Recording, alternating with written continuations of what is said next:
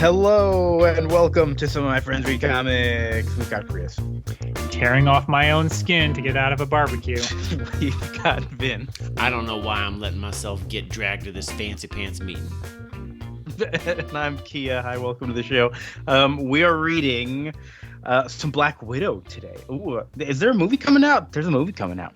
I thought that movie was supposed to come out like a year ago. I honestly have no idea. Is it really coming out this week? Yes. Or are y'all lying? It's coming out Friday, July 9th on Disney Plus. You can pay $30 or you can go to a movie theater. And pay We're not more than advertising anything on this show. We're just reading comics, okay? So, they get enough money, right? Do they need us advertising? Are we getting any of this cut back from the Black Widow? Yeah, we got that big Disney contract. We're the only podcast they advertise on. Ooh, wow. We should probably do a better job if we are responsible for all this. Okay, so we're not actually reading any like straight up Black Widow comics. We're reading some old stuff that was collected in a volume called Web of Intrigue. But they're two stories by Ralph Macchio from Marvel Fanfare number 10 through 13 and Bizarre Adventures number 25, which was like a black and white magazine kind of format thing. We'll talk more about that when we get to it. And then afterwards, we're going to continue with Amazing Spider-Man. We're on issue number 10. It's a weird issue, this one. But it's good. I really like that one, but we'll get to that. It is. It's fun. It's fun. But go ahead. Chris, Kia, you alluded to, Chris, why doesn't Black Widow have any solo series up until 1999? That's a good question, Vince. I guess the answer is that most Marvel characters can't support a solo series. They tried a few times, which this book doesn't really. It's funny because they summarize her history except for the half series she gets in I think 1970 or 71. Her and the Inhumans get a book called Amazing Adventures. That's like a half and half. Okay. What do we have? We just did one with Captain America and Iron Man, something like that. Tales of Suspense, Iron Man, Captain America used to be split the same way. We should clarify the ones that we are going to read are from what year, because I don't remember at all. They're 82, I think, and then 83. Okay. Web of Intrigue was then collected in 99 and then reprinted. And I love these printings of the Marvel Premiere Edition that came out in the 09-10 range. They just have a really pretty cover. This one specifically was reprinted, I think, when Black Widow first appeared in Iron Man 2 in 2010. But she's got a really nice trade dress. But yeah, she never had. We were looking for a good Black Widow story, but she has barely any solo series other than what Chris mentioned. I think she was on the Daredevil series, Daredevil, Black Widow. Right. So after, that series lasts, I think, 10 to 12 issues. And then after that, she joins Daredevil. And this, the first issue of Black Widow or of Web of Intrigue does say previously on Black Widow, they summarize basically her whole history otherwise. Because then she goes to San Francisco with Daredevil. So she becomes the co-star of that book. And then she stays on the West Coast and founds the Champions, where she's kind of the unofficial leader. That it's Iceman, Angel, Hercules, and Ghost Rider. Just a random group. terrible hero group. Oh my goodness. Okay, continue. Sorry. Just a random. What do those people have in common except Iceman and Angel? Mm-hmm. Oh man. But they fight crime on the West Coast for about I think that one lasts a little bit longer, 18 issues or so. And then basically after that, she is just a supporting character in other books, most notably in Frank Miller's Daredevil, which is, I'll talk about it a little bit later. I think George Perez's book, which comes out in 83 and 84, by the time it's published, Black Widow's already changed her costume and cut her hair. Frank Miller gives her a ballerina look. And has her more modeled on what's her name from Cat People. So this 70s Emma Peel look is already gone by the mid 80s, but that's what she had from 1970 to 81. In the 60s, she wore an outrageous, terrible costume and I guess a black wig. Which the book also briefly goes over, and I guess fought Iron Man, but then fell in love with Hawkeye, and it's a whole deal. So the fans of the MCU, consider yourself lucky that you didn't have to deal with all of this. This is like life as a supporting character where you're reinvented like every 5 years. They just try to make something work with you. Later, she becomes one of the main members of the Avengers in the late 80s, early 90s. And then she gets a solo book in as part of Marvel Knights, which is like her first solo book like ever. Mm-hmm. Yeah. That's insane. I mean, and none of these solo books last longer than like 2 years. Like, there's been quite a few of them in the last decade by good people like Mark Waid and Chris Samney, who I really like, and it just peters out after a year. Was it Aja that did the art on? There was another series before Waid and Samney that was also really good. That was like 16 or 18 issues. Phil Noto was on it for a while. Phil Noto's got an interesting style that I usually like. That's who it was. Yeah, I was thinking of Aja, but it was Phil Noto. They're similar, but yeah, I think those books are really interesting and good. These are a little different. They are like spy, like espionage comics, which I don't think we've really done a whole lot of. This is an '80s James Bond comic. This first one, like straight up. Yeah, 100%. I and it's worth noting, I don't really like '80s James Bond, so yeah. It's gonna be a fun time. I will say the difference between 80s James Bond and this, Vince, is that there's like actual action in these books, whereas Roger Moore is mostly just sitting in a car. Hey, sometimes he rides a horse really. Oh no, he rides a horse really slowly, but or he dresses up like a clown and walks really slowly. Mm-hmm. No, this one's like that mixed with some 60s James Bond, but we'll get there because that's probably my favorite part. All right, let's do it. I knew we were going to talk about James Bond, and all right, let's just get into it. Okay, so Marvel Fanfare. What was Marvel Fanfare? Do we have to talk about this now? There's a lot of preamble for this episode. Yes. Okay, so Marvel Fanfare was they wanted to make sort of a deluxe series. Now, it's Marvel Preview. I think it was Preview is what Bizarre Adventures turns into. It gets canceled. Marvel Fanfare kind of replaces it, and the idea is they're selling these books at like $1.50 an issue back when a regular book is like 50 cents. So they're like very expensive. They're on like glossy like magazine style paper, and they would get like the idea was they were going to get like really good artists. Like Frank Miller has a Captain America storyline. Christopher Golden, who has a very like American anime kind of influenced look, but is not known for writing or for drawing his books on time, has like a 3-issue SpiderMan arc. So the idea is you were going to get like these top artists and creators and do these like better than average books, but it's also like on a rotating basis, kind of like the Marvel premiere we did. No, Marvel Comics Presents that we did the Weapon X stories, where it's just a rotating schedule. But this is supposed to be a little fancier than that. Okay. That's such a funny. They're getting the fanfare, and this is like out in the real world, not in like local comic shops. Even though I guess comics are kind of. No, I mean this is being sold almost exclusively to comic shops. Oh, like weird. This is like they're selling it through Diamond and saying like, hey, like if you're a comics fan, you probably want this like fancy good comic. Like so it's weird. It's not like a high distribution run. It's like only to the fans of comics. That's so weird because I'm thinking the opposite, like where you go to like a bookstore today and you see like a Marvel collected of like 5 issues all jammed in like one big magazine format size thing. Usually back issues, but. Right, and they did do that with some other, like the Hulk magazine. They do try to break into the magazine thing, but I think it's just a matter of like, the thing about Diamond is you basically know what your pre-sales are, and you sell that stuff. Whereas if you go into the magazine business, there's like tons of unsold merchandise, and you never know like what's going to happen. You could just have, 500,000 copies returned to you. So I think that's why they didn't really stick in that business for as long. That's so weird. This is such a different idea of like, because we're used to like constant number ones, constant, whenever there's like a new writer artist team, as opposed to like, just buy this comic. It's got a good writer artist team. It will have a good writer artist team. Just trust us. It's so weird. Well, and it's also just funny because when you think about it, they're like, this comic's cover is $1.50.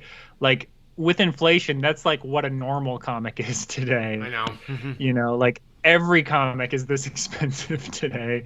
Whereas back then, like the regular comics were like a third the price. So it would be like if today, just the crappy comics, if you just bought SpiderMan, it would be like $2, which hasn't been the case for like 25 years. All right. Lots of preamble. I think it is time. It's time to jump into the story. So, all right.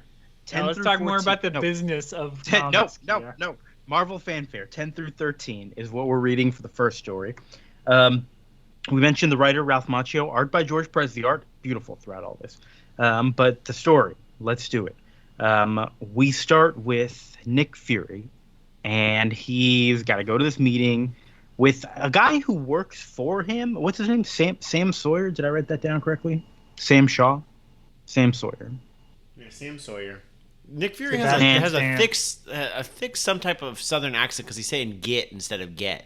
And he's dropping a lot of his like G's and saying I ain't saying nothing to nobody. I think he also has a cigar in his mouth, so that might be affecting his speech. Okay. I'm not used to seeing Nick Fury's voice written phonetically. This first page where they're talking has 1, 2, 3, 4, 5, 6, 7 panels. In 5 out of 7 panels, there is smoking happening. It's good stuff. Everybody smokes. But it's Nick Fury talking to Sam Sawyer and 2 dudes from the CIA who were like, yeah, Sam Sawyer and us CIA dudes, we've been assigned to this case. And even though we work for you, president assigned us the case. So really, in a way, we're kind of above you, Nick Fury. And Nick Fury doesn't like this. I enjoyed this relationship between the two of them, just kind of trying to like play off of each other. And this dude kind of seems like he sucks. Anyways, we cut to the Black Widow, and she's taking a bath, and she's just getting out of the bath, and a bunch of these goons attack her. And the majority of this issue is her kind of fighting them off, getting away from them. The panels here are really, really nice. The way the kind of squad is coming in to land and everything. I thought this was going to be cheesecakey with like her fighting in a towel and everything, but she gets changed pretty quick. And by the end of the fight, she's in her full, I don't know if it's leather, but somehow she's in her full bodysuit. I don't know how you do that while you're wet. Like, that's impossible. She's still dripping. She's dripping. Oh, this is unacceptable. I don't know how she does. She's gonna. That whole thing's gonna stink. Yeah, this is where like it's that line between cheesecake and I'm like, Natasha's also like a pro spy. Like I don't think she would get dressed. Like I think she would just murder everybody and not worry about how she looked. Yeah. Like I think that's 100% the case. But now we get this a whole lot of backstory from Nick Fury and Sawyer. The whole issue is just recap of who is the Black Widow and Natasha Romanoff. Is that officially her name? Sometimes she's Natalia Romanoff and also Romanova. I think it's. I don't know if it got Americanized or they just kind of. Yeah, I forget what they. I see they call her Natasha here. I don't remember what they say for her last name, but they also talk about Ivan Petrovich, who is like her surrogate father kind of character. It looks like I think her parents died at some point, and then like during a war, and she and they died in a fire during a battle or something, and she was saved by this guy Ivan Petrovich. Right. And in her like solo series that she split with the Inhumans, he was basically her Alfred, where it was someone to talk to and someone to drive her around. I see. Okay. I do. This absolutely feels like an issue where it's like we are going to actually. All of these stories really did happen. We didn't like try to just make up a backstory because it's very much like, and then she was a bad guy, and then she was a good guy again, but then she went to be a bad guy, and then she dated this superhero, and then she was a bad guy, so then she dated this superhero. It's very much like just give us the stuff that's applicable to right now. We didn't need all of that. None of this matters for this story. It doesn't matter that she tricked Hawkeye. Like that doesn't apply. Yeah, Shaw just like being like, and then who did she date after Hawkeye? Hercules, you say? Yeah, it does talk about how they formed the champions and everything. Yeah, it's all in here. Everything's in here. Yeah. This whole thing ends with a really great panel of Black Widow just kind of falling down into the street. It's a top-down view. Sorry. That's the beginning of chapter 2. There's 2 chapters in this first issue, and we think. Do we have to talk more about the business side here? Because we think George Perez. Right. I don't know, but yeah, George Perez does the first half of this issue and then doesn't do the second half, which is weird to me and makes me think there might have been a rewrite here. Yeah, because this is published in 83, Marvel Fanfare 82. That's where I got confused on the years. And this is a year before Crisis, and he's in the middle of New Teen Titans. Right. He's doing Justice League and Teen Titans, so he's pretty exclusive to DC at this point. He left Marvel books around like 80, 81. Yeah. The Black Widow comic can finish itself. And there is an editor's note about how her haircut is different. One of these issues, it's been redesigned or something. Yeah. She, like I said, she's got the 80s like kind of gray suit with like the little widow. I didn't like that costume, but that was the Frank Miller design. Mm-hmm. So anyways, this panel that I really liked, it's actually Bob Layton. It's Bob Layton, not Bob Layton. It's Black Widow falling down to the street. Who is that? Is he an Iron Man guy or a? Yes. He's the one that did Demon in a Bottle and a bunch of like classic Iron Man. I mean, it's good. It's like the whole style and everything. It still does fit pretty well with what George Perez was doing. And so she, of course, Black Widow is fine. She's busted through all these geeks who tried to attack her, and everything's okay. Made a mess, but it's okay.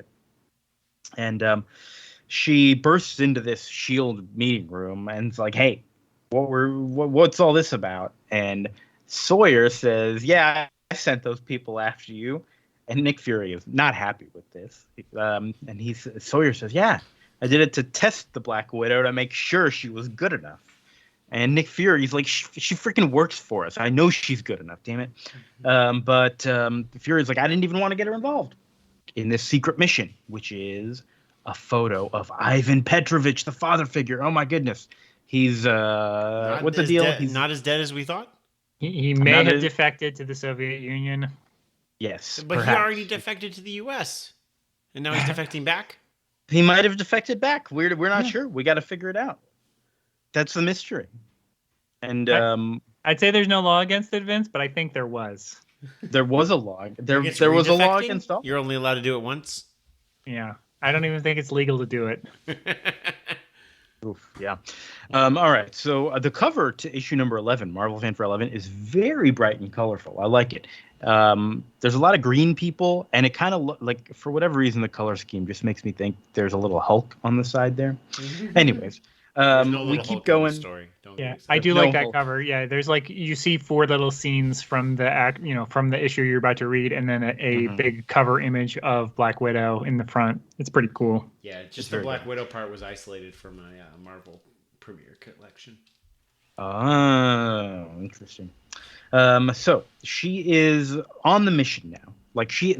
We skip ahead with issue number 11. She is on the mission, and her tire's been shot out, and then this whole issue is more recap again. Well, it starts in media res, and then like, you're probably wondering how I got here fighting these Dobermans. Let's flash. But like, then there's no risk involved with anything else that's happening where she's recapping it, because I already know she makes it to this point.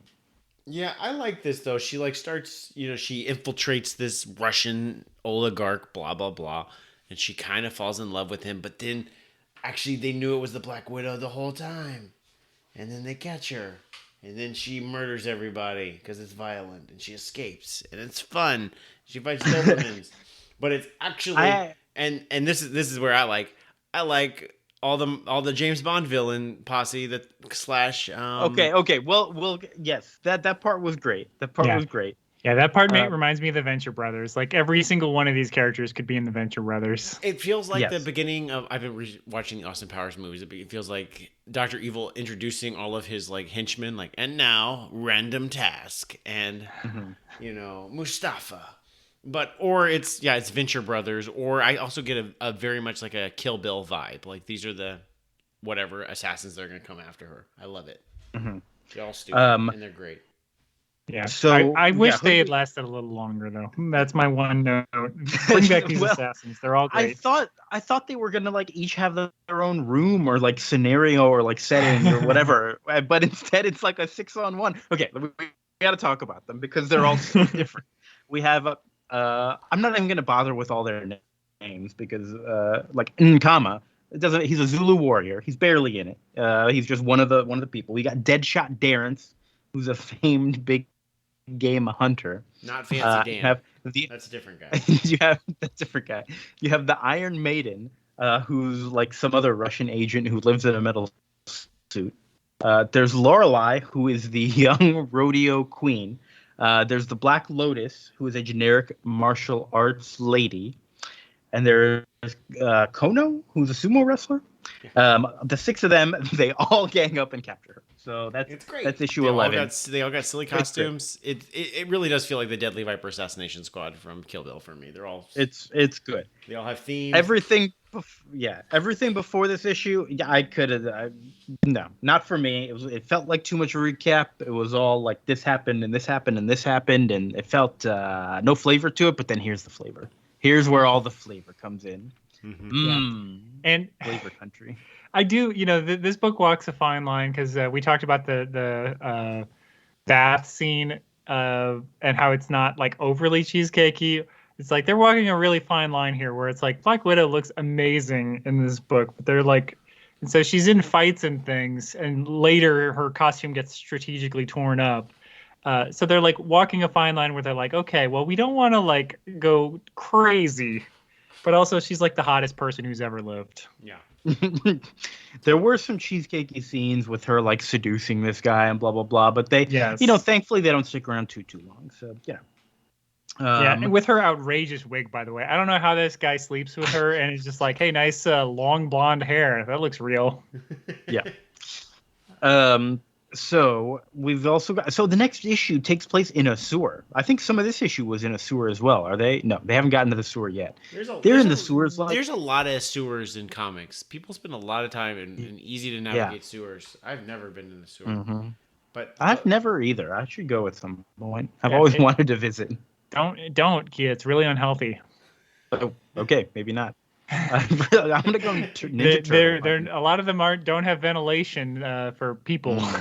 Oh, okay. What about for turtles? Turtles. Yeah, it's fine for turtles. Okay, cool. Turtle.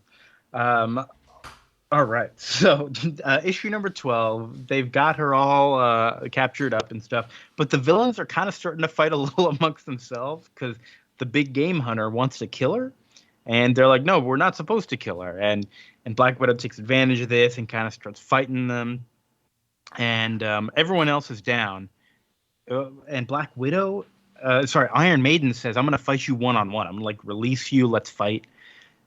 Because she was also a Russian agent. This seems more important than it kind of. This feels like a part of her backstory almost. Was this character more important than I thought? No, she had never appeared before, and she might be brought back like as a one-off character, but she's not important. Okay, something about her because she was also a Russian spy. I thought might tie back to the past, but never mind. My note is she should have, she should be brought back. She's great. Yeah, I was assuming maybe she'll be in the movie. I thought she was like a Black Widow 0 or something. Like Ooh, Black Widow 2, All right, what if at the end of the Black Widow movie, the what do you call it, the post-credits scene, what if it is like you see this Iron Maiden character and they play an Iron Maiden song? Yeah, that's how you know. Okay, so they do a little fight. Black Widow's kind of stupid. She's shooting her electricity and it's just bouncing off the metal. And she's like, and her conclusion is, wow, she's so powerful that my bite doesn't even stop her. And it's like, well, no, it's just bouncing off of her, Black Widow. It's not power. It's just like you're being dumb. That's all. Anyways, my boy shows up. Yeah, Jimmy Woo, James. Woo! I think they call him James. This Woo Woo. Jimmy Woo is an MVP of this year. He's been on several issues. Wait, I guess what else was he in? Or maybe I'm just excited because he was in WandaVision, played by Randall Park. Yeah. We still need to cover Agents of Atlas one of these days. One of these days, maybe this is the year. This Jimmy is Woo. probably though this is definitely the earliest I've ever seen a Jimmy Woo comic because I haven't read the 50s. Yeah, I was honestly surprised to see Jimmy Woo here. I was like, oh, okay, cool. So Fun. Jimmy Woo shows up and he's helping out, and Natasha slips a little homing device onto the Iron Maiden so that they can find her later, and they just kind of go straight for it. They're running after her, and Jimmy Woo's driving. And they go down into the sewers because that's where she is, and there's an explosion, and Jimmy Woo's almost dead, and there's a lot of action, and there's some fighting. What happens? I really lost track of what was going on in this issue. I kind of it was a lot of fighting, a lot of sewers. The dudette in shadows that was telling the other the bad guy team what to do shows up. Yes, the dudette in the shadows, and it is. Go ahead. Yeah, I actually have breaking news. Melina Vostokov is the character name for Rachel Weisz in Black Widow, coming out next week. Is that Iron Maiden? The Iron Maiden is in the movie. The Iron Maiden lives. We'll see if Rachel Weisz is like actually going to be in costume, or is it going to be like a reference? I am Iron Maiden. Is it Bill and Ted or Wayne's World that go like Iron Maiden? That's Bill and Ted because they see the ancient Iron Maiden in one of the things. Yeah. Yeah. Also, historians note Iron Maidens didn't exist. Made up in the 19th century. Great. Did you get in Shadows' name Snapdragon?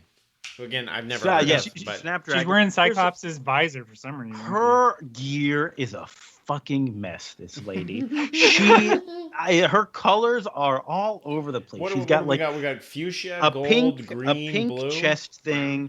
She's got blue, green on the arm, yellow hanging everywhere, pink like bug tentacles coming out. I know she's supposed to be like a Snapdragon, but like it looks like I don't know.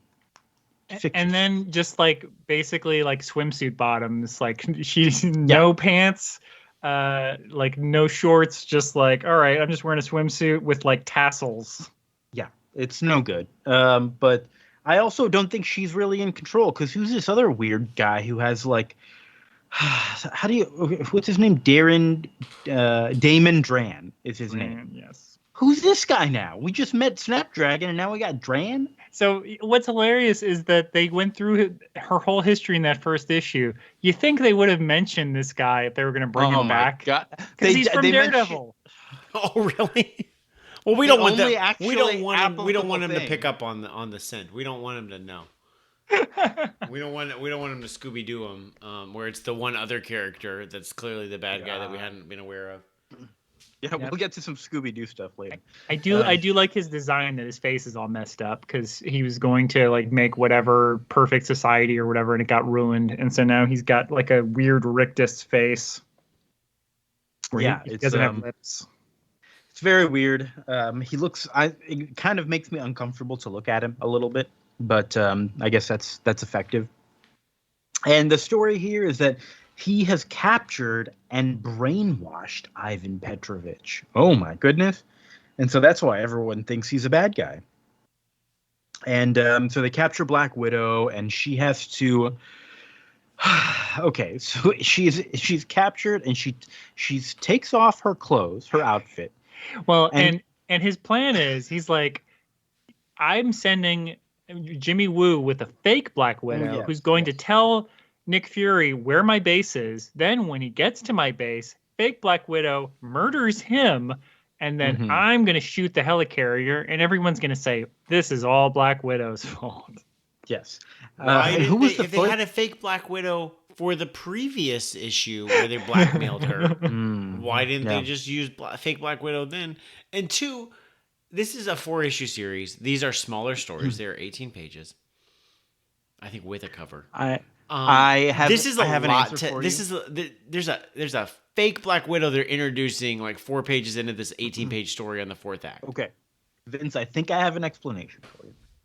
They had some footage of Black Widow, and they had somebody ready to go to be a fake Black Widow, but they weren't super sure. They needed to get a close look to make sure and get like an updated version with like a proper haircut so that it was like it's 100% spot on. Okay, that's fair. I'm just okay. That's- Okay, so that nulls that. I just feel that, like, this story is like, we are gonna bring Ivan Petrovich Yes. into this story. We're gonna introduce a fake Black Widow in the fourth issue, in the fourth There's a part. lot. Yeah. Yeah, I mean, and it's interesting. I think you just run into this issue if you have 18 pages and like the last issue, like 9 of it was fighting. You don't have a lot of space to tell a story, and so then every issue, I feel like they're playing a game of catch up where they're like, so much happened while you guys weren't here. We have to catch you up on it. Yeah. Well, it does that by starting in media res, and it's like, don't do that. You didn't Yeah. need to do that. Every single, but it's, I understand why. It's because you want to start with an action scene, but it's just like, then just be an action book. I don't even care what. Yeah. Like What we got the Black backstory Widow. is. She took off her clothes because she had a lockpick in a gun, like, and glued Yeah, to her arrow, back. okay. yeah, bow and arrow. We bow and arrow, we I'm have sorry. to talk about how every Shield agent just has an extra layer of plastic skin on their back with secret weapons underneath, just in case. Yes, That's important. right. There's a lot of stuff in there. There's a whole freaking bow and arrow on her back that is covered up by skin. Does she have that on while she's seducing people? Do they not recognize that she's got fake long blonde hair and a freaking bow and arrow on her back? I don't know. I also don't think it I should mean, be on I my don't back. I feel like I could hide, like, weapons better, like, in fake skin, like, on my forearm, and access it easier. Right. Or yeah, your legs. Places you can easily reach. Not your back. God. A place People's that is knees look famously hard to weird. reach. People's knees Or- have weird bumps on them. You could hide a Yeah, bow and arrow in their knee. Yeah, Or two birds, exactly. one stone, do an afro and hide the stuff in the afro. You get the fake hair and you got storage in one place, Globetrotter style. Oh, it's I like a mean, wig yeah. like Batwoman has, where it's just a giant. All her red hair is just a giant red wig with also weapons hiding in it. I like that.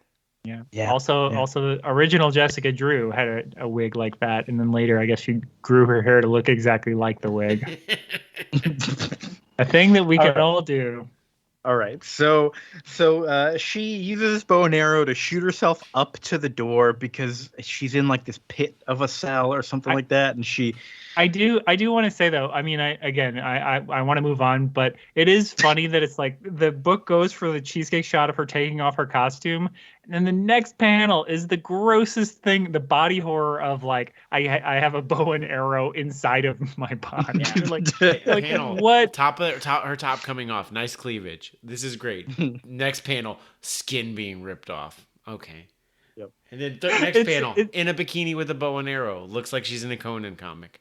Red Sonja. It's a real like Videodrome, like new flesh. Where you're like, what is happening? Now stop for a second. Now I have to focus on this panel because she's all of a sudden wearing a bikini top. So I'm to presume that in the process of taking her suit off, sorry, I forgot. She had to cut it up to make a rope to climb. Yeah, she's got like a grappling hook made out of the rest of her costume. That George Perez, Put he's some thought rope of on your everything. back. He's thought of You could have everything. had some. You had room for rope. Put the rope around your arm. I You mean, can have so much rope. This is an excuse to have two sexy ladies fight for an issue, and we're not going to tell a story as Chris asked for us to do. Okay, right. all right. We're leaning in. And Quentin Tarantino checks into the chat and says, "Well, she can't wear her shoes either. Obviously, she has to do all this barefoot." Yeah. So she runs into Ivan Petrovich, who's brainwashed, and they have to fight for a little while. And then, oh boy, and now they're like, where are they? This is where everything went off the rails because Snapdragon is here, and they're in like a jungle with a weird big cannon. And there's a lot of stuff happening. Maybe not that much. She fights Snapdragon and that's Well, it. you're starting to be like, we've got like 2 pages left. What are we doing here? And we haven't gotten back to the other Black Widow. Yeah, she somehow calls in and is like, "Hey, I'm the real Black Widow. Check the wound that I got last week, with Jimmy Woo." And the fake Black Widow is like, "Oh no, I couldn't have known." That's why even their close look, they didn't look close enough to make a perfect double. She should have said, look in the skin in my back. Hers doesn't have a bow and arrow inside like mine. The secret shield regulation bow and arrow pack thing, whatever. Yeah. They have a good time. This weird Dran dude looks like a freaking specter in this last panel where everything's exploding. That's a great panel. Is that my panel of the week? I do. Yeah, I do love his dialogue of like, what? It's good. It's good stuff. So There's wait, big old. again, this book just wraps so quickly. So in 4 pages, she has to defeat Snapdragon, the decoy Black Widow, and Dran. Well, she doesn't defeat the decoy Black Widow. Fury takes care of them. Okay. But all and Fury's like, I suspected the whole time. You're like, well, thanks. I'm sure you did. And then there's like an explosion. Everything Nick Fury doesn't mean that just because one of them happens to be right. Hey, it's Nick Fury's job to suspect things. Okay, that's what he's here for, and maybe sometimes he'll be right. So the island explodes. Natasha is in the water with Ivan, kind of Titanic style, just floating, waiting for something to come rescue them. And he doesn't really have much of his memories, but he's like, you know what? We'll start working on it in the solo series that I'm probably going to, hopefully, this is going to lead to. Yes. Yeah, and I wish it did. I think it would have been cool. Like if you did like 2 or 3 issue arc, like mini arcs, and they sort of did this again like 20, 30 years later. Just having her have like little one-off type adventures that are like 3 or 4 issues. She can go, do some spy stuff. I think you can make something out, especially as the Marvel universe is like expanding with like the X-Men going to like Madripoor and all of that. Like you could find things for Black Widow to do that are like, oh, this is like semi, you can't, this is undercover, or this is like a secret thing, and just have like spy missions. I think that would be cool, and I think this is a fun book. But that's my opinion. I really didn't like it. I liked it more when I was talking about it and just getting to the fun stuff, but there was so much writing and so much recap, and even when stuff was happening, it was being told like a recap, and I just had the hardest time actually reading it. It's a lot better just flipping through and looking at the art, because George Perez is good and the art is good and the story is like, it's fun and it goes places and it does stuff. But I didn't like writing. I feel like I've said before, like this is how you have to read these comics. like I really like Moon Knight from the 80s, which I think is also Ralph Macchio, but it's the same thing where it's just like, it's just for the art. The art is amazing. It's the guy that did Elektra Assassin, Bill Sienkiewicz. And it's like, don't even worry about the fact that it's overwritten. Don't read all of the narration panels. Just flip through it and be like, Moon Knight's cool. I wanted to know what was happening. I wanted to know. A spy in a bikini fights another spy in swimsuit. Okay. What are you complaining? All right, Vince, what were you gonna say? I liked issues 2 and 3 a whole heck of a lot. They were a lot of fun for me, and then issue 1 was like a good recap, but also like didn't factor at all into what we were talking about. And then issue 4 was like, this had to wrap way too quickly and introduce new things on top of that. But her hanging out with Jimmy Woo in the sewers, fighting the weird, all the different henchmen, her going to Russia and fighting Doberman pincers. I don't know. Did you almost say going to Houston? Yeah, I almost said going to Houston. Houston, Russia, they're the same thing. They're both dreadful. They are the same. Yep. Yeah. So I guess this series does give us Iron Maiden comes back. She's, I guess, involved in post-Civil War initiative stuff. I think Alpha Flight fights her or something. And she also, I guess, shows up in the Thunderbolts, where I think when they have to fight like the Masters of Evil with 1 million members. So she is a minor character, and I guess Rachel Weisz is going to play her in a movie, which is good because she is, of those assassins, she's the one where you're like, this one, there's something to her. Yep. All of these others are just goofy. Yep, way too fun, goofy. Not too goofy. So Ralph Macchio is definitely going to get a special thanks in the credits for the Black Widow movie. Yeah, I'm sure he'll cash that check for $0. So we also read Bizarre Adventures number 25, which was like a black and white magazine thing. I've never read any of these. I think I've read like a Hulk story or something from one of these, but I've never read anything else from these. What are these? Are these the ones that are like meant to be for the mass market and like out there in the grocery stores? So this was a little earlier. This was like I said, this was the series. I think it was called Marvel Preview originally. Either Preview or Premiere. I'm blanking on the name at the moment. But that was the one. Yeah, Marvel Preview. That was the one that introduced Star-Lord, and so it was similar where you would have these like again, like stuff that you couldn't do like regular monthly comics. So like you would have horror books, you would have these like hard sci-fi, and I think it is this series that Robert Heinlein threatened to sue because they were like another Heinlein-esque tale or something like that. He's like, you guys can't say that. And then it became Bizarre Adventures, which again it's like a series for stuff that's not Comics Code approved. It's a little darker in terms of tone, and it's black and white. The art is really good. This is Paul Gulacy or Gulacy, however you say it. This issue, we're not going to read like the whole thing, I guess, but it had a Daughters of the Dragon story and a Lady Demon story as well. Lady Damon, whoever that is. But yeah, this it's Ralph Macchio writing the Black Widow again, and full black and white art. And we start with there's a lot of this is another one I didn't like. All right, but the art is great. And we're gonna probably as we talk through the plot, I'm gonna like it. But I had a hard time telling what was going on here at the beginning. There's like a SHIELD agent and gets attacked and something. Okay, doesn't matter. That's the beginning. We got but we got spy really talk nice like the pigeon is landed, the bird is in the nest, and I'm like, there's a spy and a bunch of people come in and attack him, and he's like, whatever, all that. We do get a really nice title page with it's the Black Widow in I got the yo-yo, you got the string, and the art here with the way the city skyline is made with just these straight lines, and there's like disco ball things hanging down. It's a real like 60s pop art look. I love it. Yeah, I love it. Very like mod. Yeah, thank you. Mm-hmm. That's the word. So we get Black Widow.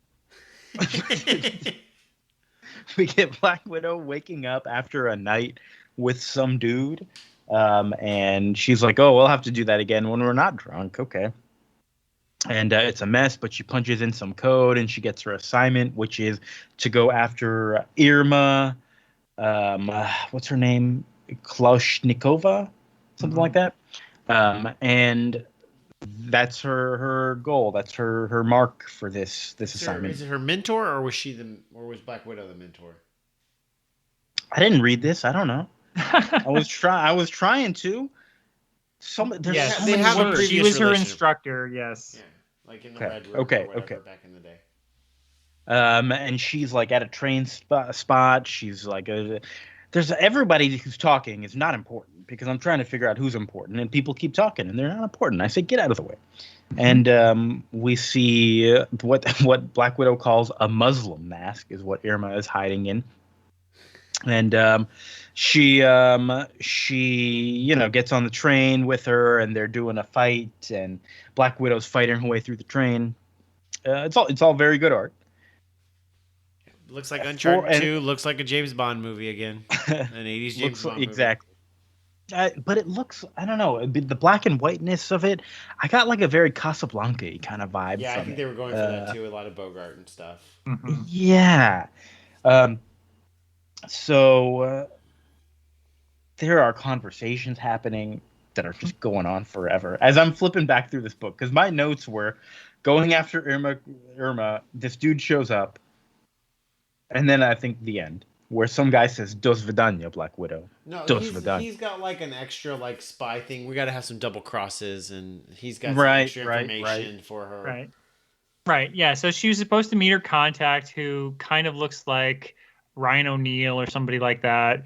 But he's not in the right place. He's on the train, and he's like, "Oh, I couldn't risk it. I had to like let you prove yourself." Blah blah blah, which is a pretty fishy thing to say as far as like why you weren't in the place you were supposed to be. And then like they're going to go find this lady, but then they don't, do they? Or no, he shoots her. What even happens? Yeah. It gets crazy because Irma is like actually like or Irma. I'm not sure. She actually has a replacement person for her. It's not really her. Right. Yeah. It adds too much complication for a 20-page comic. Yeah, and then the guy that she was sleeping with shows up to kill that other guy who was talking with her, who killed the fake Irma. Right? Right. It's very Okay. complicated. Good. The Raymond Bishop is the guy she met on the train that I think was a double agent, but they were trying, or he may not have been, but they were trying to prove that Irma was actually their agent who had decided to pose as Irma, and so they needed to kill That's how they her to prove confirmed a he point. was a double agent because he killed her. Which offended me greatly. Like, you let one of your own agents be killed as bait to prove this other thing, like, and I'm like, that's bullshit. And then and then they even said, like, yeah, that was our plan. We knew we were doing that risk. It wasn't like a plot hole, Vince. Right. And I'm like, right. And then fuck the Black Widow. I was mad. Black Widow rightfully is like, how can I trust you if that's your plan? Okay. So the very last page of this book is the most ridiculous fucking thing, and it came out of nowhere, and I had no idea what. Okay, so Black Widow is like, after she's talking to this other guy, he's like, "How do I know you're not a double agent?" He's got a gun point. And he's got a gun point, yes, and he fires the gun, and it's a little flag that pops out that says "You don't," which. And then he laughs, and that's the end of the book. Like he's the fucking Joker or something. It is a Joker ending when he did that. It's a Joker ending. And it's even got a ha ha ha ha ha that carries across. It's a giant ha ha. And the answer, like, she had to ask a very specific question for her to say, for your answer to be you don't. Because what if she said like, but can I trust you? And he pulls the trigger and it says you don't. Then he just looks like an idiot. Yeah, if she's like, how much money do you make for this? And he's like, you don't. You're like, wait, I didn't think you were going to ask how much about are money. they paying? Oh my. Maybe he has multiple guns. Maybe he's like a super, like one of those hand magicians who can load it up with whichever pellet he needs real quick. Yeah. It's a just screw you audience because it makes no sense at all. None of it makes any sense. Yeah, this was like, and I like spy things, and I like double crosses and triple crosses, but this was too many complications. For also, it's a 20-page comic, and like 3 pages are wasted on the like, I'm dying, Blue Drake, right? Don't, and then yeah. This is at least 60 pages of story put into 25 pages, and you're like, wait a minute, what is going on? Okay, Now I have an idea. Now I'm imagining like imagine like a Stephen Hawking type of character who only speaks with like a computer kind of deal that he types into, except it's like a gun where he's got different bullets for anything that he wants to say. Like starter pistols. And he loads them up, and it's like whatever he needs, that's it. That's a $1 million idea right there. Yeah, that's great. I don't know who, because I'm sure that he's photo referencing someone for Black Widow, but Humphrey Bogart is just like here he is from the movies. Like, it's so, I mean, I think his art's really good, but I also think like if the technology existed, this guy would be Greg Land, where you're like, okay, this is like so on the nose for what you're copying. It's way too copied. But the other Black Widow story was definitely more fun. There was a third story in this book that we didn't read because we thought that'd be too much, but it also looks pretty fun. A lot of art. I didn't read it, but flip through it. Looks like art. I read review because this is on the Web of Intrigue collection, and some people were like, that story was the best, and the other ones are like, that story sucked. Only the Ralph Macchio stuff was any good. So I don't know. Your mileage may vary. Who knows? Yeah, maybe we'll read it sometime. Maybe not. We'll see. Probably not for the show. But. Probably. Yeah. Maybe continue on your own. Extra credit after school. So we are on to Amazing Spider-Man number 10 now, which on the cover has the Enforcers, who they're not even like the important part of this story here. It's really the big man. The big man is what everybody's talking about. Also in this issue, it says learn why J. Jonah Jameson really hates Spider-Man, and they deliver. They do that. deliver. Yeah. So This is your we got wheelhouse. another one of these. I love this issue. It is a really good issue. There's so much great stuff in this issue, even though these villains are the fucking worst. They never come back ever again. Well, yeah, the Chris, issue itself is really Chris, good. I think you had prefaced in our last episode, like, yeah, this is going to be like the living robot, the living brain one, where it's not going to be nearly as good. And this issue delivered for me. I also really like, though... Just the villain is all I was complaining about, not the quality. I think this is a great issue, but I like the Enforcers... I like the Enforcers, and I really like the Big Man, mostly because this is a Spider-Man mystery where I didn't know where it was going, because I know where every Spider-Man villain is going that's worth his salt. So it was like, at least in this issue, I'm like, who is the Big Man? It can't be Jameson. I mean, Jameson fucked with him with like building the Scorpion, so maybe it is Jameson? I don't know. I was like, into the mystery the whole fucking time. I was on board. Okay. All right. So let's get into it. We'll find out who the big man is. We start with this guy. He leads this trio called the Enforcers, and we'll learn more about them soon. But I do think it's good seeding that last issue Electro was no one that we knew. That then this issue it's just like, oh, maybe it's just no one. And then when they introduce a new character, you're like, oh, maybe there's no reason. I love all this. So I love Stan's like just stupid stuff like, think before starting this movie-length tale. We feel it's only fair to warn you, because this is going to ruin all comics for you after this issue. Forever. It's going to be so damn good, this comic. Oh my God. He's right. You're going to read Black Widow and be like, this isn't as good as Spider-Man. This Spider-Man was so fucking good. Okay. So and they've reached a plateau of greatness. We don't have a peak, because peaks can go down afterwards. You don't really want a plateau, though, either. I don't know. They've already plateaued. Issue number 10. The quality will never change. So we have this guy has just robbed a bank, and he's crawled outside the window, and he's like on, what do you call that pole that goes out there that has nothing hanging from it that only exists for Spider-Man to swing off of? I believe it should be a flagpole. As you say, I think they're still called flagpoles. Even they put flags off. He's a flagpole sitter. Right. He's not sick, but he's not well. Yeah. So that's my go-to karaoke song. So we got this flagpole sitter, and he's there, and he's like, "Hey, you cops, you're never gonna catch me." And Spider-Man comes by, and he like latches onto him or whatever. But that was part of this guy's plan. It was the big man's plan. There was a helicopter hiding in a cloud above this guy, and this guy is tied to a cable, and they start reeling him and Spider-Man up, and so Spider-Man's like, "Shit, I've been got," and he has to fly out, and there's like a gas. He does like that spinny thing, when you like twirl like a ball like on a string to like get like more leverage to fly higher. So he does that with his webs, and then he flies into a cloud of poison gas. I love it. Yeah, and I like and that the whole Spider-Man crowd in his thoughts calls his own attack a clumsy. Yes, he does. He's like, "Oh, I fucked that up." And the crowd is watching. They're like, "Wow, Spider-Man sucks," and the big man is up in this helicopter, and he's like, "Yes, I made a fool of Spider-Man. Okay, let's head to the hideout now."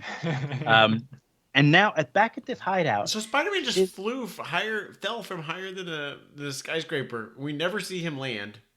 He made a web parachute, Vince. Yeah, okay. He's fine. Don't worry. Oh, that's okay. That's a web parachute. That's not a cloud. Yeah, okay. he fought Vulture before. He's shown that he can do this, fall from crazy heights with his web parachutes. Okay. Yep. Okay. He was just upside down going down, and I never saw him land. Okay, we're fine then. Thank you. So the big man and the Enforcers are there with all the other mob bosses in town, and the big man says, "I'm taking over." And we haven't really described the big man. He is like this guy in a big green suit with a hat, and he's wearing like a white covering to cover his head and like a weird white mask. And he's just like a big guy. And he says, "I'm taking over." And the rest of the mob bosses are like, "Nah, we're not going to do that." But he says, "Meet my Enforcers." And so, okay, who are our three Enforcers? First off, we've got Fancy Dan, who is tiny. He has footwork that is like unmatched. His hat changes color a few times, but generally it's purple and yellow. And he's a tear. Then you got the Ox. He's big and slow. He's that big slow guy. And then you got Montana. He's got a lasso and a nice. I feel like Montana is the weak link here. Montana's like, okay, we got a small fast guy, we got a big slow guy. Uh-oh. Well, now what? Got a guy with a ranged attack. Two opposites. So this guy, it's a great lasso. He's really good with it. He's got a white cowboy hat, like a real wide-brimmed cowboy hat. Looks good. But the rest of the mob bosses are like, all right, fine. You're our leader now. And so meanwhile, Peter Parker. Just imagining like the characters from The Godfather, just like cowering in fear. This guy.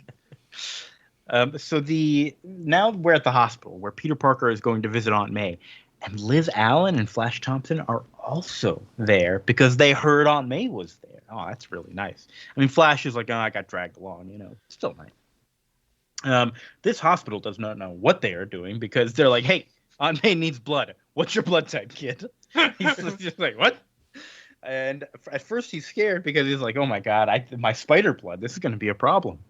But then Liz is just like, Peter, it's your own freaking aunt. Come on, you got to get some blood. So he doesn't have a choice, but they breeze past this real quick. He says, whew, lucky for me, my blood checked out okay. The tests didn't reveal my super qualities.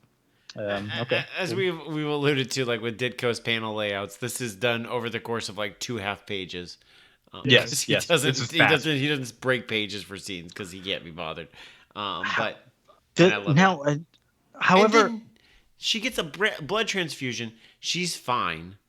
Peter's a little woozy, and then he's like, "You know what? You're gonna go to Florida next week with your friend." Yeah, that's she had some type of surgery, and she's going to Florida next week. She's going to Florida. Yeah, she's fine. She's got radioactive blood. Yeah, listen, bud. Does this come back to like? I want to know, like, this radioactive blood. Does that ever play a part in any story? Because I want to write this story where finally this radioactive blood has like spread enough to give her the true spider power. That would have been a really fun B plot or a C plot where Aunt May is just like super spry, but doesn't know why for like one episode. Doesn't know why. That'd be great. Yeah. I mean, there's that SpiderMan limited series from like 2010 or whatever where he kills Mary Jane with his radioactive, not blood. Ooh, okay. So meanwhile, the big man and the enforcers and all the mob bosses are all so organized together that they are committing crimes very well together. They are using 3 helicopters to lift up a train car. Which is the secret of the big man is he has so many helicopters. That doesn't seem like it would be strong enough, I don't think. But anyways, they're doing a lot of crimes. The cops keep arresting all these little folks, but they won't rat on the big man. Spider-Man, J. Jonah Jameson, meanwhile, is like seeing all this happen. He's like, waste of time. The big man's got to be Spider-Man. Everybody knows that. It's so obvious. I do love this callback, though. He's like, you said that about Electro last issue. He literally did. I feel like the public might lose confidence in us if 2 issues in a row we say Spider-Man is the villain. Well, yeah. So this cop is also telling him, like, listen, Jameson, be nice. Like, forget the big man, forget Spider-Man. Use the power of your paper to help us capture the big man. No, he won't do it. But he does order this reporter. Help the police state. He's not going to do it. No way. He orders Frederick Foswell to write this article. He's a new character who's being introduced in this issue, who is a notable columnist. And he's the guy who's like, Jameson, we did this last issue. And he's like, whatever, I'll do it. I'll get paid. I don't give a shit. Fine. So he's writing the story. Betty Brant is leaving work, and she gets caught up with the enforcers. And they're like, hey, where's that money you owe us? And Peter Parker stumbles in and kind of intervenes, and they lean on him a little bit. But, they're like, well, now that we know we can lean on this guy, he'll really have to get us the money. And Betty just, like, can't tell Peter the truth. The truth, we find out, is that she borrowed money from a loan shark. Oh, and she's got to pay it back, which is too embarrassing to tell Peter. He'll never go for her again. So she just runs away crying. Meanwhile, Peter is like, okay, I got to figure out what's going on. He goes and nabs a criminal. This scene is so good. And yes, okay, puts like he blinds him with some webbing for a little while, and then he pulls out this gigantic, like a paper mache spider that's made out of his old leftover webbing, he says, like in his thought bubbles, but it's got like boards and stuff in it. I don't know where this thing was. Where? It's amazing. And how much webbing is used per cartridge for this? I don't know if there's ever been like a volume to, like this cartridge. This is yeah. But it seems like a I lot love the weirdest thing that Spider-Man has ever produced with his web. Yeah, I love it. I mean, was it Chip Zdarsky or somebody that recently had Spider-Man pretend he could summon spiders to like freak out, just like a low-level hoodlum? Yeah, I love that remember people don't something like know that, yeah. Spider-Man's powers, and it's like, Yeah. oh no, he summons this giant spider. Yeah, so he's scaring this guy, and he's like, my giant spider is here, and this dude is freaking out. And Spider-Man actually did a really nice job making like an actual web, I would say, around it that this criminal is also trapped in. It's a really striking image. Yeah. Good job, Peter. Yeah, if I were this guy, I would be losing my shit because like Shelob, scariest part of Lord of the Rings, giant spider, no thank you. I would be like, okay, please don't feed me to this thing. Yep. So we and then moments later, I'd be embarrassed. I'd be like, wait a minute, nothing. It hasn't moved at all. well, it doesn't seem like Spider-Man let the guy down, because if we do get one of these exactly 5 seconds later panels, which we haven't seen one of these in a while. I feel like we used to see these a lot when we were reading some of the old comics. Is this the first time it's shown up in a Spider-Man? That meme of, is it a meme? Exactly this many seconds later? I don't know. I haven't seen it in a while. I love him. It's my favorite. Exactly 5 seconds later, Spider-Man leaps into action. He goes after the enforcers. I guess that was the fourth enforcer enforcer that didn't have a name in the Betty Brant scene between Fancy Dan and Montana. Was he one of the guys? Yeah, He is one of the guys labeling there. who Betty Brant was. I don't know if he's technically an enforcer, but he was You're with right, the three he's not. others. But Yes. he's not involved because we got to fight the real enforcers. Yeah. So he goes to the real enforcers, and he's like, he's standing his ground, but Just they're punches kind the of ox in the outnumbering dick him. first move. He does, doesn't he? Right in. We are also That's on kinda page weird. 9. Oh my god! Every time these comics, Jesus Christ. Okay, so and then there's a double page letters column. So there's only 23 pages of story. oof, all right. So he's kind of getting outnumbered here. So he turns out the lights and he runs away. And then he sees J. Jonah Jameson walking around in this neighborhood, which is kind of like, why would J. Jonah Jameson be here? A guy with that much money? And he's like, wait a minute, maybe like he's wearing that green suit and he's got a hat, and he's kind of an asshole. So maybe he's the big man. So Spider-Man starts doing I some love this. I investigating. honestly, because I don't know who the big man is. I'm actually like invested like in a mystery of a 1960s Spider-Man comic. It's kind of great. We see Betty Brant at her apartment. Peter calls her to like get info on J. Jonah Jameson, and she's so scared she like can barely even answer the phone, and she just says, "No, I'll talk to you tomorrow. Bye." And the next day at work, she doesn't show up. She's out. She skipped town. Oh my goodness. And so Peter's like, well, trying to get information. He goes talk to Foswell for a little while, who, gives him some information about how J. Jonah Jameson sucks. That's really all the information he gets from him, right? Yeah. Yeah, it's nice though. He's got like an adult figure that's like gonna give him like some, kind of like Robbie Robertson, who we haven't seen yet. Yeah. It's like, Jameson sucks, but like I'll be your like nice adult mentor. Yeah, he's good.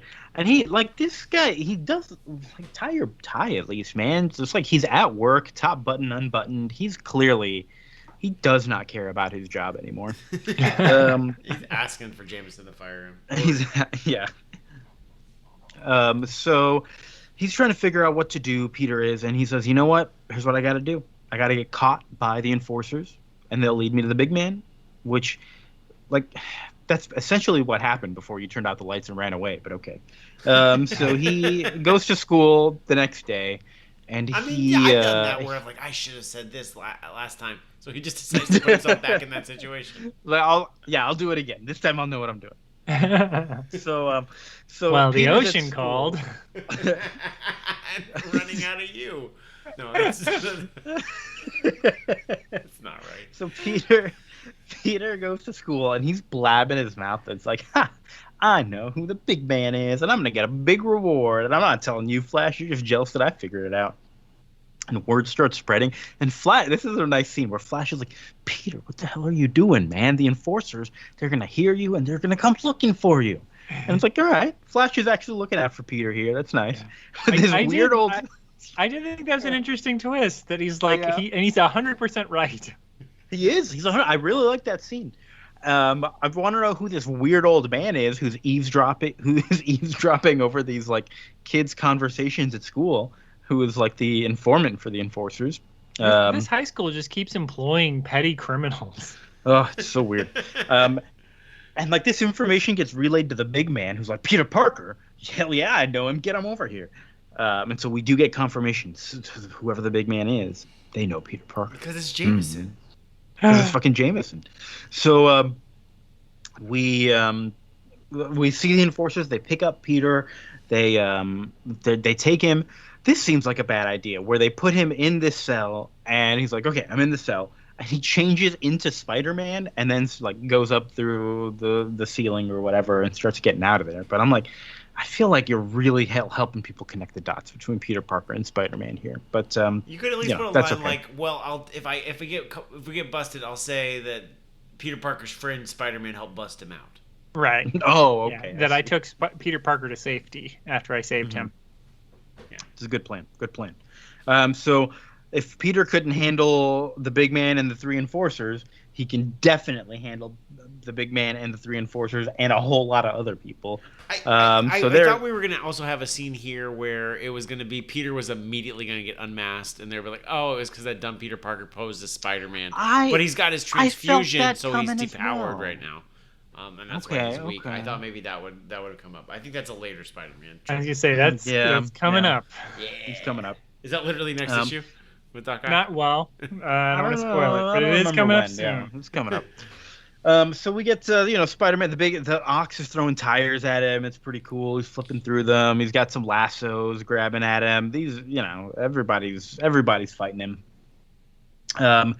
And he finally, what happens? He sends the bat signal. Yes, he sends his spider signal onto a wall, so that the cop will see and call everybody over here to this location. And that's the thing he realizes that he should have done the last time. That's what so he does that, and he gets the cops over here. The big man's running away, makes his exit, and so everyone else is caught, but not the big man. The big man got away. And so Spider-Man's like, okay, let me keep looking for him. He goes up to like Jameson's office window to see, like, okay, I think it's him. Let's see if he's up there. And Jameson is up there, and he's like pacing back and forth. And Jameson's worried because he just wants to prove that Spider-Man is the big man, and now it doesn't seem like that's going to happen. But Peter thinks that Jameson is stressed out because he is the big man. Frederick Foswell comes in and is like, hey, I've got that article you wrote. That I wrote for you about how Spider-Man is the big man. Do you want to see it? And he's like, no, that's not enough anymore. Now we actually do need proof. And the cops come in and they're like, Jameson, we don't need you to write your story because we've already found the big man. And Spider-Man's like, someone in this room is under arrest. Yeah. Spider-Man's looking in the window. It's like, oh my God, here it is. And it's Foswell. The little tiny reporter guy, that guy. They found some big boots to make him look bigger and a big coat and an amplifier to disguise his voice. And he even says, I'd have gotten away with it too, if not for some crummy luck, where they just like happen to notice that stuff in his car. If it's not for those meddling cops. Yeah, meddling Spider-Man. We don't really learn much about what his motivation was. It is weird they don't show his mask in that, like for the evidence. They like that seems like the most important part. Yeah. Interesting.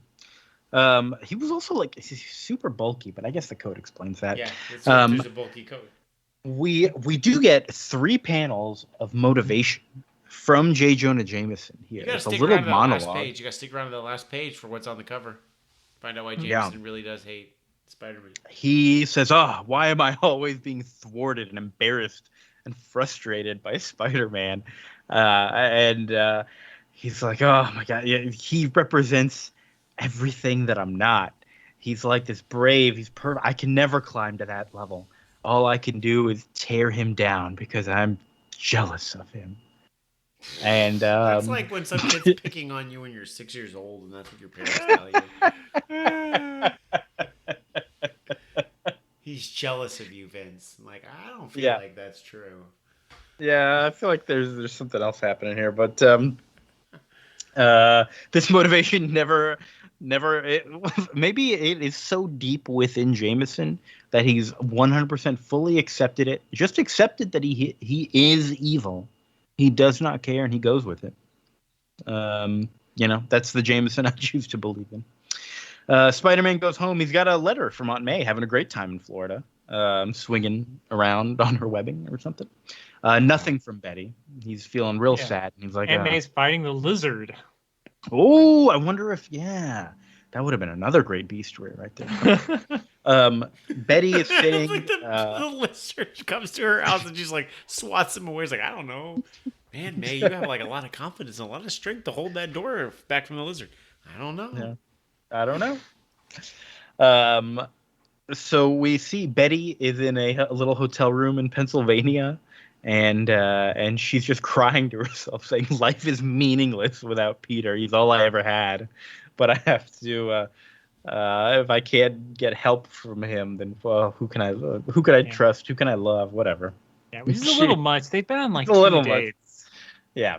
Have they even actually been on any dates? They were just like in the office hanging out together while Jameson was tearing it up or whatever.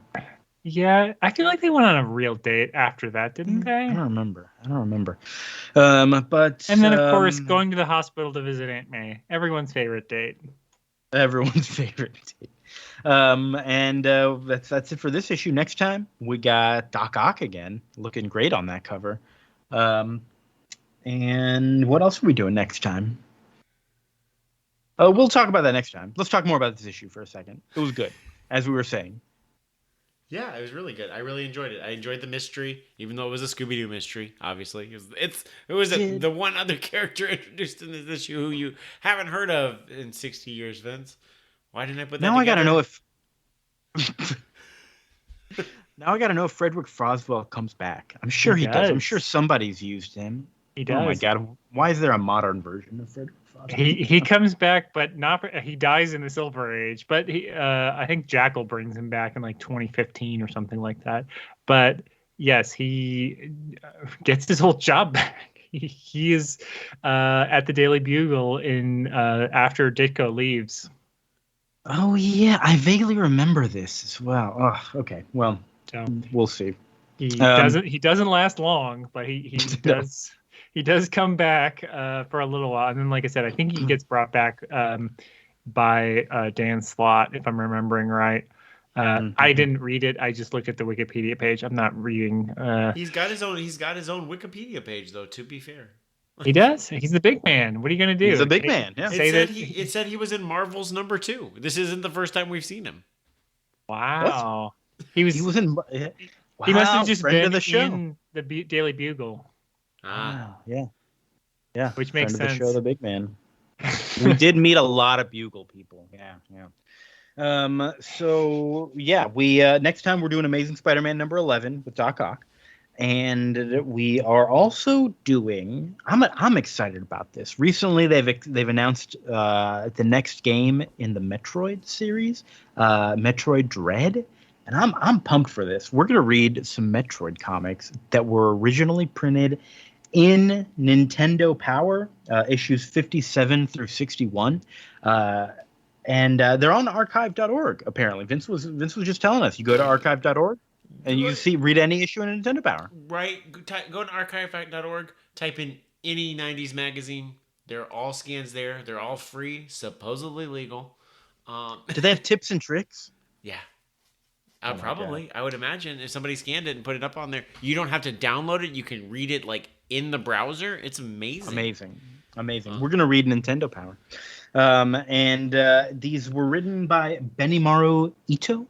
Is the name, and yeah, they're not too long. It's like I think what did you say, 10 or 12 pages each across 5 issues.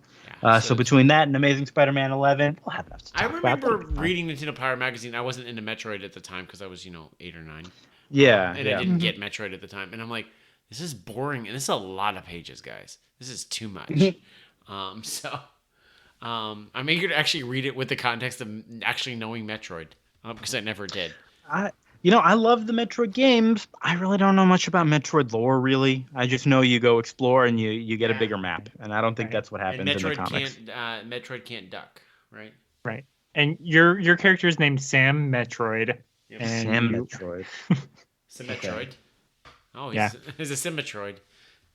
Oh, it's a wordplay thing. Okay. None of this is true. Stupid. So yeah, we're stupid. What else is happening? Vince, how you doing? You got another? You just finished moving. You're still busy. Yeah, I'm busy. I haven't posted my my most recent That Was a Game episode. I think I alluded to it or talked about it in the last episode, but I haven't posted that yet. I am working on both Donkey Kong King of Swing, which is already completed in the can, but I just haven't posted it yet, and also Wario World. For the GameCube, because I've been having a theme of video game spin-offs or forgotten video games, and Wario having his own 3D platformer made by Treasure, who made Gunstar Heroes and Sin and Punishment, a lot of great games, and it sucks, but here we are. So check that out on That Was a Game. I meant to tell you, Vince, I saw a YouTube video that had a title that you might be into. What was it? I forgot it. Well, good. I appreciate you not promoting them. It's a good story. A good story that I forgot. But definitely do That Was a Game. Listen to it. Yeah, that's a good little show, and it's short. Sometimes you just need a short YouTube video. Yeah, they're about 3 to 6 minutes long at this point. Oh my god, perfect. Very short. And Chris, how's the podcast going? That was not That Was a Movie. What's it called? Your Stupid Minds. We have an episode that is hopefully coming out this Thursday. I guess this episode's coming out this week, right? Yes. Wednesday. So it will hopefully be out tomorrow. I think I may have mentioned before what we're doing. We're doing New Mutants. The HBO, finally released movie that sat on a shelf for 2.5 years, 3 years, something like that. It finally came out. We're talking about it, and we have a special secret guest. He is a friend of I don't know, friend of the show, but a friend of Vince's and I's, who went to college with us. Ooh. Who is now I think the first real film critic that we've ever had on Your Stupid. Oh, nice! Wow, an official critic. Yes. A genuine film critic. Is it Nick? Is it John Lovett? Is it Nick Noble? No, he's not a real critic. Is it John Lovitz? Yes, it's John Lovitz. He's going to say it stinks about the New Mutants. Great. Which actually, spoiler alert for what our guest thinks, he doesn't think it stinks. He liked it. Really? Interesting. He liked it a lot more than our regular host. Maybe I will have to watch it. It's only 90 minutes. It's not the worst thing, but it definitely does feel like the first 45 minutes, if it was a pilot of a TV show, you'd be like, pass. Vince. Generation X. The second 45 minutes is okay. Yes, it's just like Generation X. Previous episode, starring Max Headroom. I would watch like a 3 to 6 minute version of New Mutants. I think if you could do it, That Was a Movie.